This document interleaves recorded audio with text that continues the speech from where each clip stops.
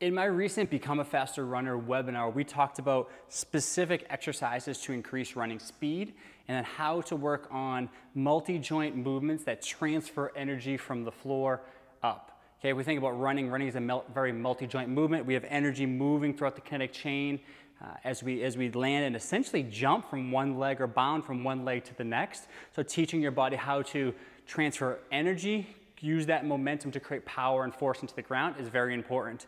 One exercise that I demonstrated was the squat to single arm press. So in this video, what I want to talk about is actually getting out of your comfort zone with some of the weights and the resistances that you're using.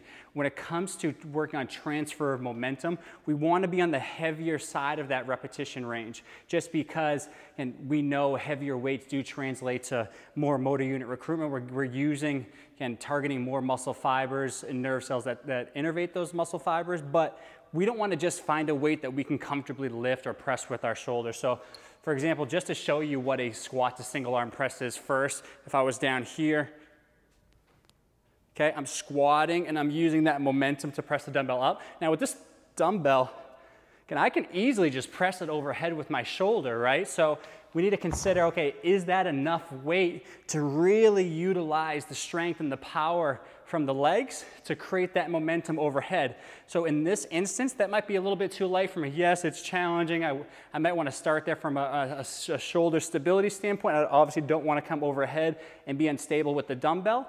But if I can just muscle it with the shoulder, I want to get the legs a little bit more involved. So that was a 30-pound dumbbell.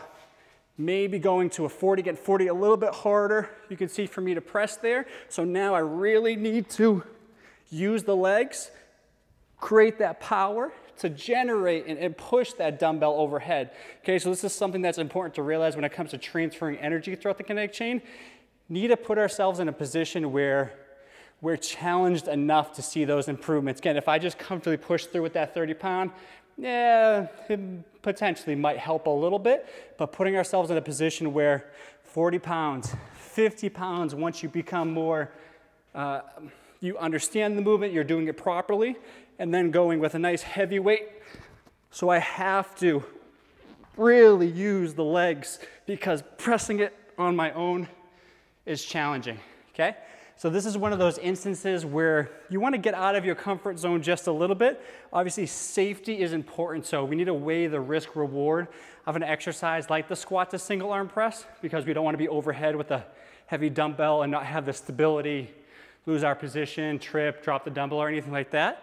But once you become more efficient, form and technique are on point, then really work on loading those movements up so we are requiring the legs to create enough power to transfer that energy up the kinetic chain to get the dumbbell overhead.